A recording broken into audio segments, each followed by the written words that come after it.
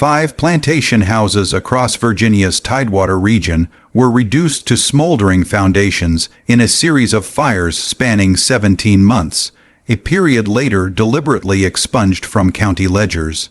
Each blaze originated in the master's private quarters after midnight. Each master perished alone in his bed, engulfed by flames that investigators noted moved with an unnatural, purposeful intelligence through hallways and staircases. The sole common thread authorities could trace was a single enslaved woman, whose name appeared in the property records of all 5 estates, though listed under a different alias at each location.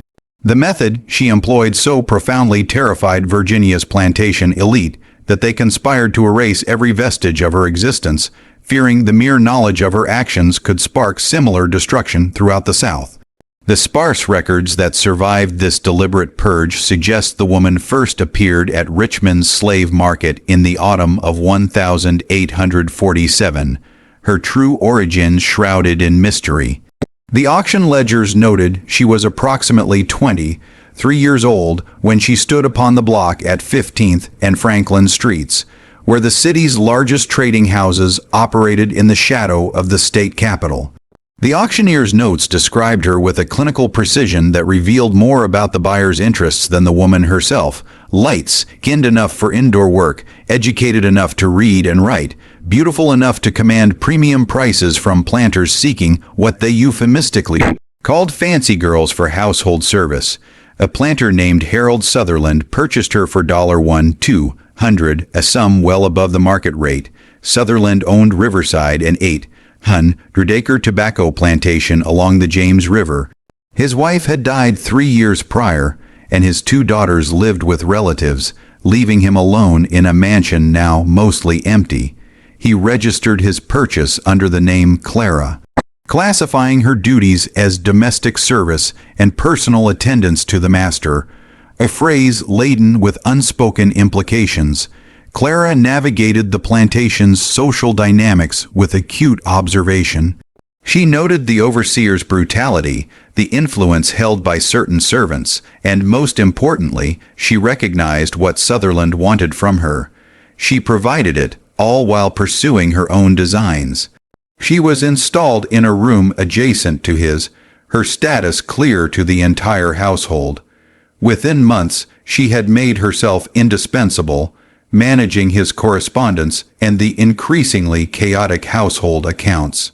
Through these, she uncovered the full extent of his financial ruin, mounting debts, exhausted soil, and creditors circling. Recognizing opportunity in this crisis, Clara began to plant subtle suggestions. She spoke of overhearing conversations about fire insurance, mentioned a neighbor who received compensation after a lightning strike. Within weeks, Sutherland had purchased a policy valuing his property far beyond its worth. On the night of June 16, 1848, after ensuring Sutherland was deep in a drunken slumber, Clara moved through the house with precision. She started 2 fires, one in the study, another creating a ring of flame around his bed. She then emerged into the kitchen yard, screaming for help. Sutherland died trapped in his chambers. The investigation ruled it an accident, and Clara vanished during the ensuing chaos, carrying forged freedom papers and stolen money. Her second appearance was in Albemarle County in the summer of 1848 under the name Sarah. She found employment with Marcus Dalton, a widower plagued by debt and guilt over the institution that sustained him. Clara again cultivated a position of trust and intimacy, learning of his financial desperation. On February 9, 1849, a fire consumed Dalton's house, killing him as he slept. This time, Clara had refined her method. She enlisted the help of another enslaved woman, Ruth, who held her own deep-seated rage against Dalton. Clara prepared the library for combustion, gave Ruth implicit instructions, and then established a perfect alibi by leaving the estate 2 days prior. Her third target was Lawrence Pritchard of Brunswick County, whom she met in the spring of 1849 as Rachel. Pritchard, struggling with inherited debts, had a living wife, Catherine, who was chronically ill. Clara made herself indispensable as a caretaker, and after Catherine's death, she gradually assumed the role of household manager and then intimate companion. Discovering that Pritchard had already devised his own plan to burn a tobacco barn for insurance fraud, Clara subtly encouraged him. On the night of the fire, she ensured it spread to the main house through careful preparation and sabotage, trapping Pritchard inside. She was again miles away when the blaze began. The pattern finally became clear after two more nearly identical fires in quick succession. A magistrate in Caroline County, Edward Hutchinson, pieced together the connections: 5 fires, 5 dead masters, and a missing woman whose description matched across all cases. He brought his findings to Governor John Floyd, who convened a secret meeting. The implications horrified those present.